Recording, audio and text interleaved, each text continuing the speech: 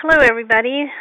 This is Carrie, and this is day 2 of my season 3 of the 100-day reality challenge. It's August 21st, and I thought I would just talk a little bit about a book I'm reading.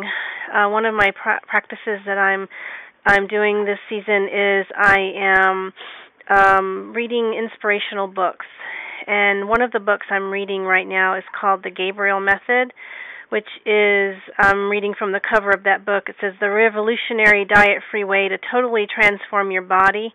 What intrigued me about the book was just the little excerpts that I read online before purchasing it. It sounded very law of attraction and very positive. Like so many of us, I'd been trying to lose weight for a while. I started gaining weight when I turned 40. And it just seemed like nothing I could do would enable me to lose it, I would lose it for a little while and gain it back, and it's the same old song and dance that I'm sure so many of us go through, and it just got so frustrating. And there would be times when I would just give up and I would stop dieting. And I had tried several different types of diets, and the last diet that I was on, it was kind of a calorie restriction diet. I thought I would give it that route. I had tried low carb before, and the calorie restriction diet, it was working for the most part. It was very slow going, but what I was feeling while I was doing it was I was feeling two different things. I was feeling very miserly. I almost felt like Scrooge in the fact that I was weighing out the calories that I was allowing myself to eat every day, and I felt like I was almost beating my body up or punishing my body for being fat, and that didn't feel good at all. And I know that, of course, with the law of attraction, it's very important to feel good. The other thing I felt was that I constantly felt deprived, and like I was depriving myself, and everything again just felt so heavy and burdensome, and I knew deep down that having these feelings of feeling like a miser and beating my body up, and then the other feeling of feeling deprived, I knew that I was never going to be successful in losing the weight if I felt this way.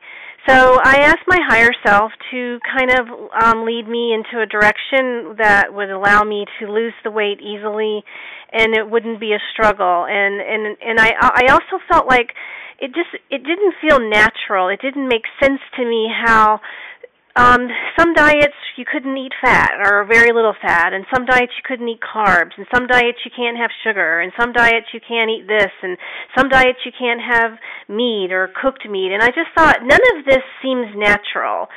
None of it seems normal. Everything seems like rules that you have to follow, and it's constricting and restricting, and none of it felt good. And so the bottom line is I just didn't want to do it anymore.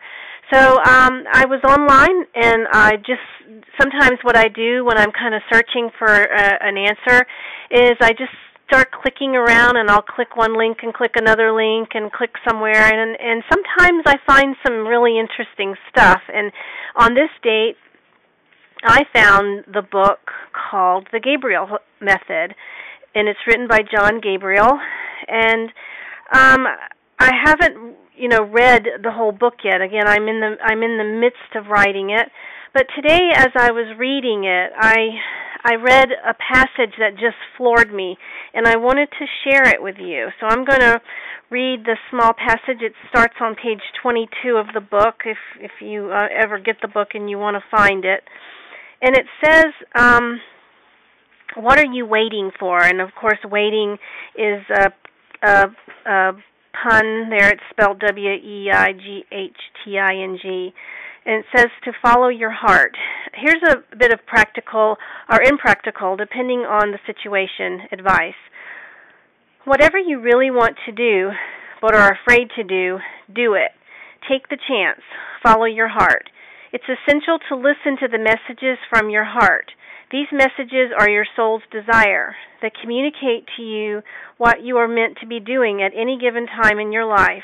If you don't follow these messages, you will inevitably be straying from your life's path. If you don't listen to the messages from your heart, the feeling of longing and frustration is never going to go away. It will only get worse. Negativity constricts the flow of grace into your life, causing pain and emotional starvation. I recently saw Gina, a friend of mine who I have not seen in several years. She wants to lose weight and is on a very austere, low-calorie, low-fat, low-carb diet. She's not even allowed sweet peppers because they have too many carbs. Gina's a teacher, and she's tired of being a teacher. Exhausted. She says she would like to retire in a few years, but she doesn't have the money. In her spare time, she paints and has several hundred paintings in her shed to prove it. When she showed me the pictures in her portfolio, they took my breath away. She entered 2 of them in contests and won. So I asked her the obvious question, why aren't you selling your paintings? She said that she was not sure anyone would like them, and as she said this, she hunched her shoulders and tensed her muscles. You could tell Gina was uncomfortable with where the conversation was going. I said to her, wait a minute, you're tired of what you're doing for a living and your heart isn't in it. In the meantime, you do have something that you love doing, something you would do for free anyway, and something you're obviously good at. You have already produced several hundred paintings that are just gathering dust. You would like to lose weight and you're starving yourself trying to do it. You would like to retire, but you're not making enough money. At that point, I got a little animated, and I said, let me tell you something. Your weight problems, your financial problems, and most likely any other physical or mental pains you're experiencing all center on one single issue. You have something you love to do and you were born to do, and you're turning your back on it. Having something that you love doing is a gift from the universe, and you're rejecting it. When you reject that kind of gift, you are rejecting the grace that goes along with it.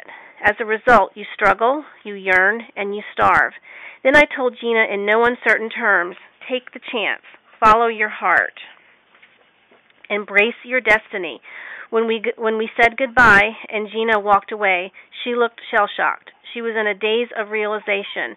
This is a common theme. If we fail to follow our hearts, obesity is often the result. Yearning causes emotional starvation and activates the fat programs. There's a simple rule to follow.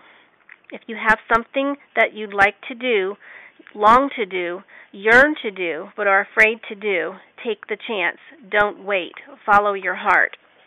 And that's the end of that passage. I'm sorry that took so long, but I'm sharing this with you because of something that's happening in my life right now. I have been a teacher for 20 years, and I've been struggling with wanting to quit that job for years and years and years, and I don't want to get into it now, but I will get into it later if it's appropriate.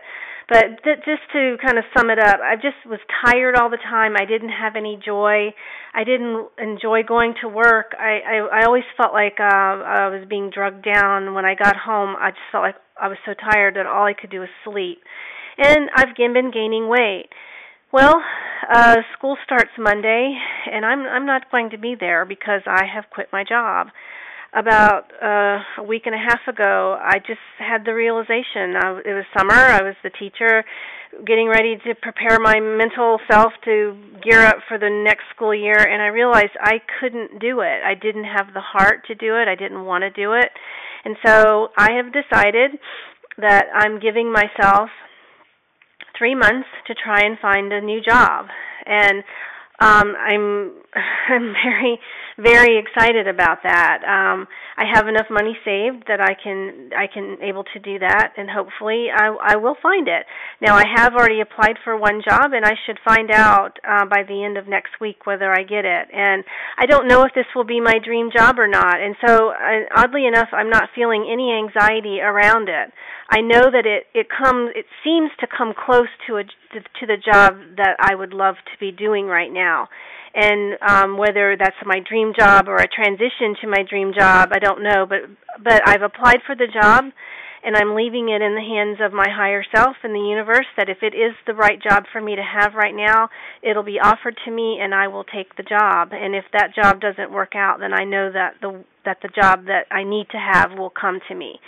So that's what I'm going through right now, very early in my season 3. So I'm reading this book, and Obviously, this is a weight, a diet or non-diet related book, but I read that passage and it was so similar to what I was actually going through that I felt like it was a really big whisper, and I wanted to share it with you guys. So I'm going to close now, and please feel free to stop by my blog and on my page and leave some comments. I'd love to hear from you guys, and take care. Bye.